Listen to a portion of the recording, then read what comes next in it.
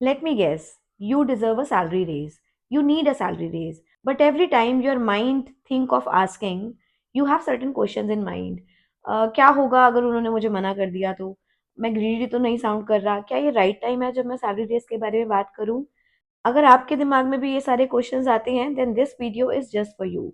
इसमें मैं आज आपको बताऊंगी how to ask for salary increment, what should be the timings, what should be the proof, and very important thing जो generally बहुत लोग मिस कर देते हैं, वैल्यू पोर्टफोलियो। वैल्यू पोर्टफोलियो क्या होता है इसके बारे में हम आगे चल के बात करेंगे।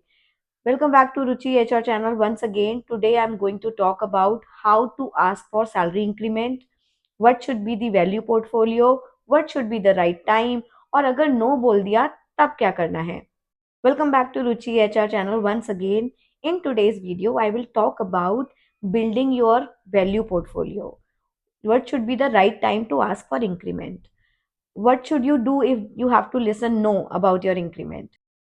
Let me start with truth bomb. मतलब बहुत सारे लोग जो मिस्टेक करते हैं वो क्या है, people ask for salary increment emotionally not strategically. मतलब आप बोलते हो मुझे 1 ईयर हो गया सो आई डिजर्व सैलरी रेज, मैं बहुत हार्ड वर्किंग हूँ, या मेरे खर्चे बहुत बढ़ गए हैं इसलिए मेरा सैलरी इंक्रीमेंट होना चाहिए। लेकिन please remember, salary increment is not a reward for loyalty. Salary increment आपके टेन्योर पे नहीं होता, आपके हार्ड वर्क पे नहीं होता, बट आपके इम्पैक्ट पे होता है। जो इम्पैक्ट आपने कंपनी में क्रिएट किया है उसके ऊपर होता है। और हम वर्किंग प्रोफेशनल्स ना बहुत मेहनत करते हैं, बहुत काम करते हैं, और फिर सोचते रहते हैं कि मेरा काम दिखेगा, मेरी मेहनत दिखेगी और मेरा इंक्रीमेंट हो जाएगा, बट ऐसा नहीं होता। Let me be very honest, people are not paid for efforts they made. People are paid for the impact they create. So if you want more money, you want more proof to show that how much impact you have put. और इसी को build करने को बोलते हैं value portfolio. Think of your value portfolio as career bank statement, जिसमें एक ही question आपसे पूछा जा रहा है कि आपकी सैलरी क्यों इंक्रीज करें। अब यहाँ पे रोल आता है आपके वैल्यू पोर्टफोलियो का। वैल्यू पोर्टफोलियो में 4 इंपॉर्टेंट एस्पेक्ट्स इंक्लूड होने चाहिए। Your value portfolio has 4 simple parts. Results, not responsibilities. मतलब मैंने बहुत रिक्रूटमेंट किया है, मैं टैलेंट एक्विजिशन करता हूँ, इसकी जगह अगर हम बोलते हैं I have recruited 8 strategic role in 3 months time, वहां दिखता है क्या इम्पैक्ट है। Numbers plus impact is equal to power. अगर आपने बोला कि मैं ऑपरेशंस हैंडल करता हूँ, नहीं, इसकी जगह आप बोल सकते हो how much processes you have created जिसकी वजह से वीक में इतने मैन आवर्स कम हो गए। मैंने सिस्टम को प्रोसेस ओरिएंटेड बना दिया। यहाँ पे इम्पैक्ट आ रहा है, ऑपरेशंस में इम्पैक्ट नहीं पता चलता।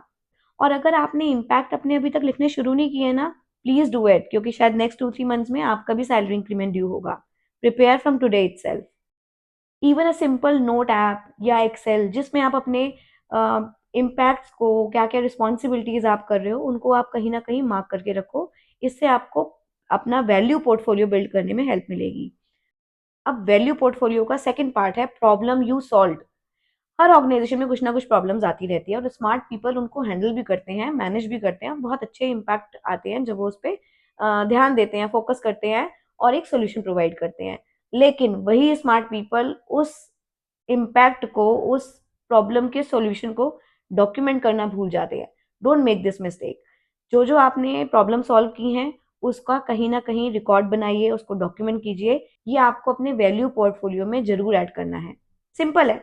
Ask yourself what mess was created, how did you handle it, and what was the outcome once you started focusing on the problem. How did you provide solution, उसमें आपने कितने time में वो solution provide किया वो भी add कर सकते हो, क्योंकि आपकी प्रॉम्प्टनेस, आपकी प्रोएक्टिवनेस से कुछ हो सकता है बड़ी प्रॉब्लम सॉल्व हुई हो। आई एम श्योर अपने अपने रोल में सब करते हैं बट डॉक्यूमेंट नहीं करते।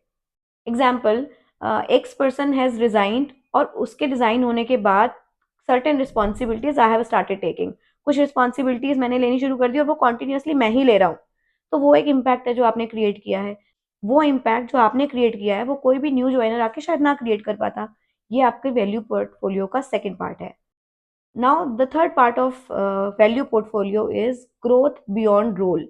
हम बहुत बार ये सोचते हैं कि डेजिग्नेशन मिलेगा, टाइटल मिलेगा, फिर हम काम करेंगे, बट एक्चुअली होता रिवर्स है।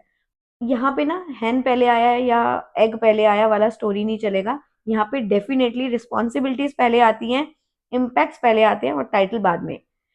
एक ही काम को रिपीटेडली अगेन एंड अगेन करने से सैलरी इंक्रीमेंट नहीं आता, ना ही प्रमोशन आता है, ना ही ग्रोथ आती है। Raise are not given for the same job doing repeatedly. Raise are given for the new skills you learned, the extra ownership you have taken, the bigger role that you are working on. Example, along with my role, I have trained two juniors. या how much involved you are into interdepartment conversations. यहाँ पे आप दिखा सकते हो कि आपकी new skills, आपकी ओनरशिप से ऑलरेडी आप अपने करंट रोल से बिगर इम्पैक्ट डाल रहे हो और बिगर रिस्पॉन्सिबिलिटीज ले रहे हो. This shows readiness for more, not the desperation for more money. Now, part 4, market awareness without threat. Never say I have an offer. Always say based on my roles, responsibilities, and experience, I did a market research and I think my salary should be realigned. इस तरह से अगर आप बात करते हो तो वो ग्रोथ माइंड दिखाता है, मार्केट अवेयरनेस दिखाता है, ग्रीडीनेस नहीं दिखाता. Not even threat to the management. This sounds confidence, mature, professional, not threatening. Now tricky question, when should I ask for raise? क्या टाइमिंग होनी चाहिए? सो इसमें टू एस्पेक्ट्स हैं. कौन सा राइट टाइम होना चाहिए when you should ask for raise, जिसमें आता है when company is growing, when new responsibilities are adding on you, when there is some appraisal cycle happening, when there is some performance review happening, you should always ask for it. And when should you never ask for increment? Just after a conflict, when company is downsizing, when you have made certain mistake, when you are emotionally frustrated. Don't talk about increment during these three incidences. Golden rule is you should ask for increment when your value created is very fresh in their mind. What is the exact framework, exactly कैसे बात करें, उसका एक sample आपके सामने demonstrate कर रही हूँ. You should always ask, I would like to discuss my salary and compensation. Last few years में I have delivered XYZ results. I have upskilled myself, I have taken certain responsibilities, and looking at the benchmark of the industry, I think this should be the realignment of my salary compensation. So I expect this much amount. Always have the figure in your mind, which is again realistic, not something overrated. No drama, no apology, just facts. What if they say no? Very important. No is not a rejection, it's an information. Ask what else is expected from you so that your decision can be revisited. अपने manager से पूछो कि ऐसा कौन से और चीज़ें हैं जो मुझे करनी चाहिए जिसमें हम इस कॉन्वर्सेशन को दोबारा रिविजिट करें, दोबारा कंसिडर करना चाहें. And definitely you will work on those parameters what ever your manager will explain you when they justify कि अभी आपका इंक्रीमेंट नहीं हो सकता. Now you have turned emotion into roadmap, career roadmap. Always talk about the growth mindset, how ready you are to take more responsibility, why you are asking for career growth. Let me say this very clearly. Asking for increment is not begging, it is advocating your values. For that matter, you have to create your value portfolio, you have to keep timings in mind, and you have to show certain proof that how much you have delivered, how much capabilities you have already. Confidence comes from preparation. Build your value portfolio, choose the right time, speak from clarity, not fear. If this video helped you, please like, share, and subscribe. Share with people who are looking for a small push from your side. Keep watching Ruchi HR channel because growth matters at work and in life. Thank you so much. When should I ask for raise? Timing is very important.